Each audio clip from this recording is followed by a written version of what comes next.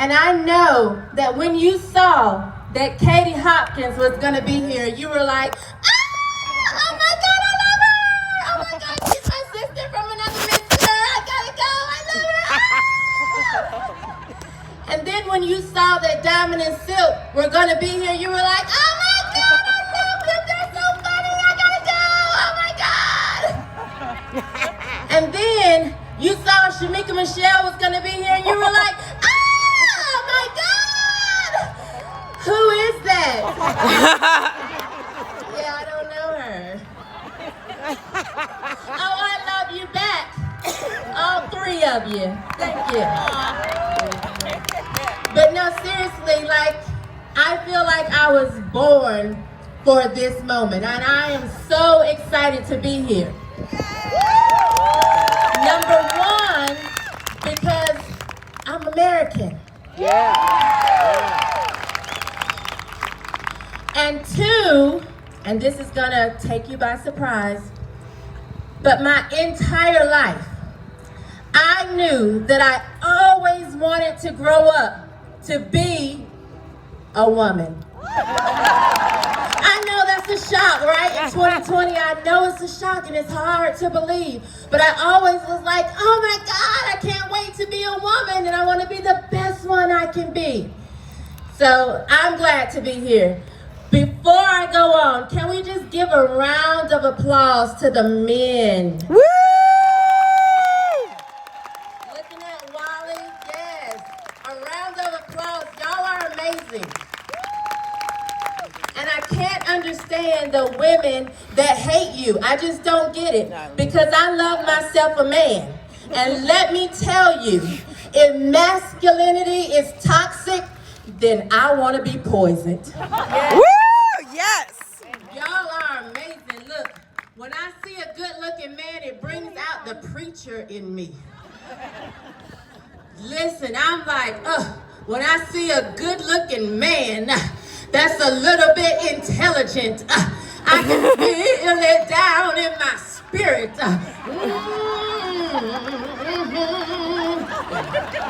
Y'all are amazing to me, so thank you for being here, men. Ladies, give them a round of applause again.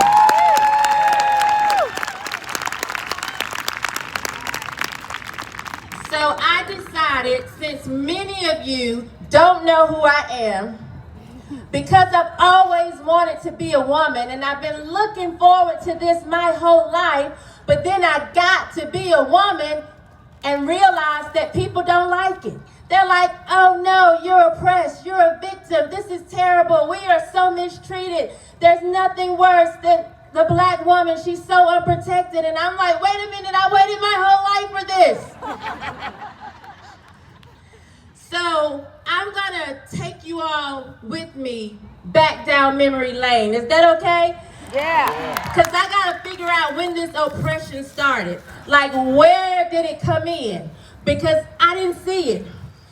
So I thought, while I'm letting you get to know who I am, I'm just gonna take a trip. Y'all are gonna help me figure out where this oppression came in. Is that okay? Yeah. So I thought I would start right in my own home. I was born to a 15-year-old girl. I'm a product of rape. But don't cry for me, Argentina. I said that to say I never saw my mother being a victim. My mother never came across oppressed, even with everything that she had gone through. She was strong and she never gave me an excuse to be less than fabulous. Yes. So I never saw oppression in my mother. So I still said, oh my God, I can't wait to be a woman and I want to be the best one I can be. And because she had me so young, of course, my grandmother was in the picture. And let me tell you, even at 86, my grandmother is still strong and still going. And I see no oppression with her. And let me tell you, my grandmother I wore this to be cute, but my heels keep getting caught in it. Thank you. But my grandmother taught me two of the best lessons in my life. And since you are getting to know me, I'm going to share those with you, okay? Number one, the first lesson. I can remember being a little girl, and now as an adult, I realized that maybe times were hard and she didn't want us to know. But I remember sitting down at the kitchen table for dinner, and she put a plate of macaroni and cheese and green beans in front of me. And I looked at her and I said, "Grandma, where's the meat?" And she looked at me like, "You skinny heifer, how dare you ask me that?" And she said with a stern look on her face, "The cheese is the meat." So that's lesson number one, guys. Cheese is meat. I had no idea. But now you know. Lesson number two from my grandmother. We had 3 bedrooms. She had one, my mother had one, and my mother's 3 brothers, my 3 uncles had the other room. And so because I love my grandmother so much, most of the time I slept with her. And I remember saying, "Grandma, why don't you sleep with any panties?" And she said to me, with a stern look on her face, "Your ass gotta breathe sometimes." So that's lesson number 2.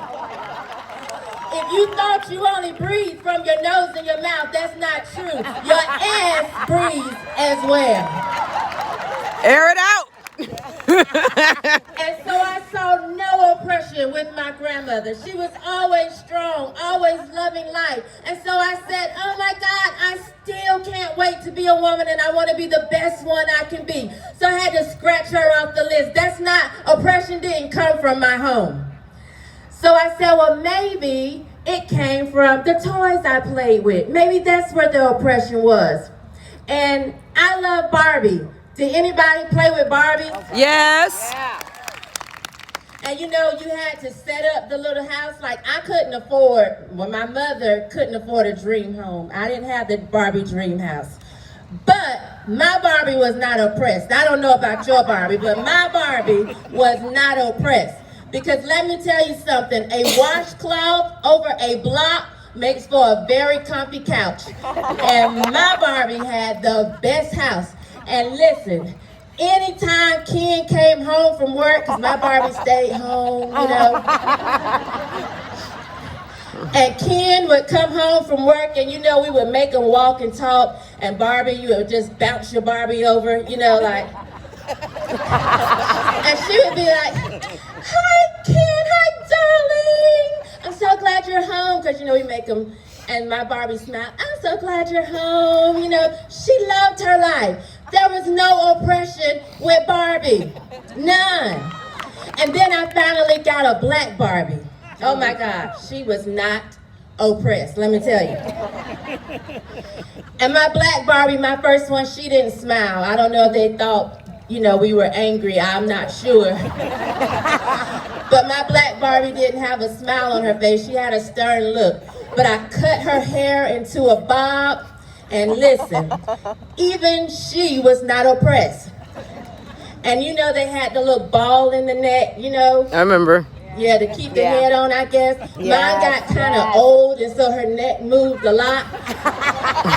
And so because she was black, you know, when Ken got home, I would hop her over to the door. And with that stern look on her face, she would be like, "Ken, where you been?"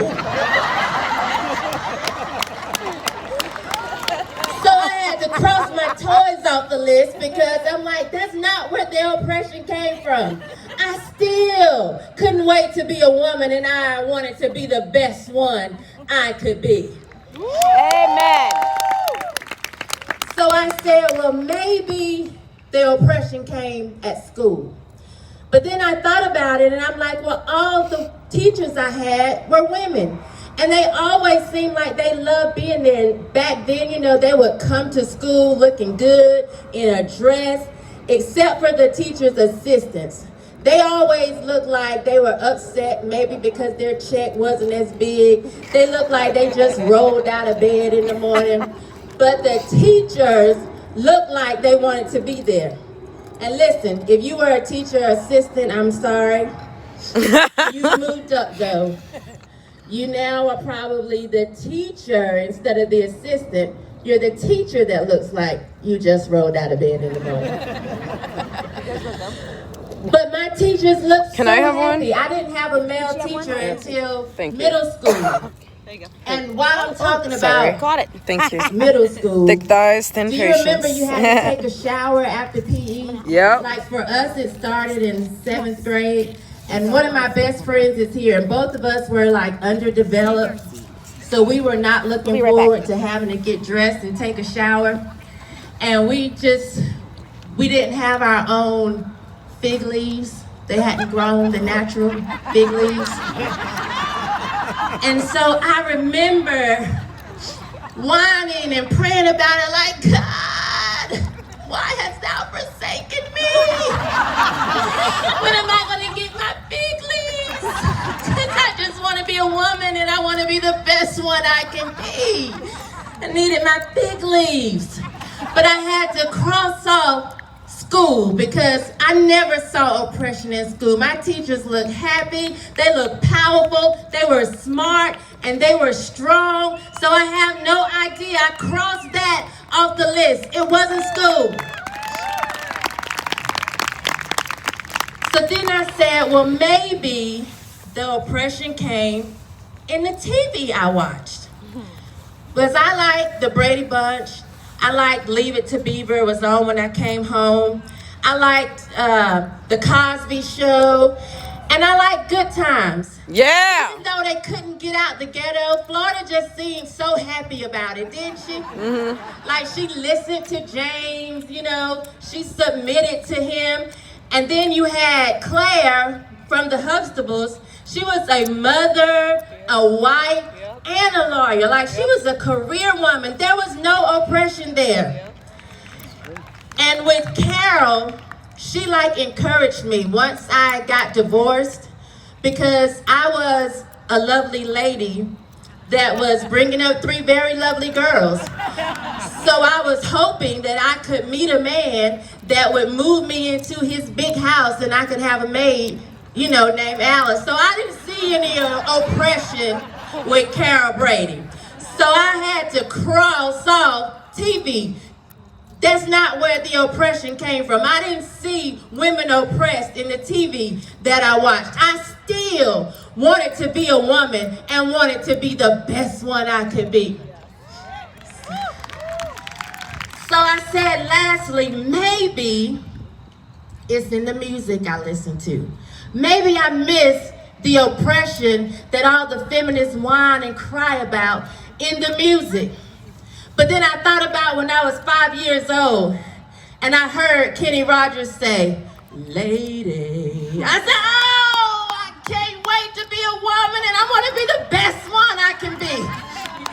Because it didn't sound to me that he was trying to oppress anybody. He sounded like he wanted to find this woman and worship the ground that she walked on.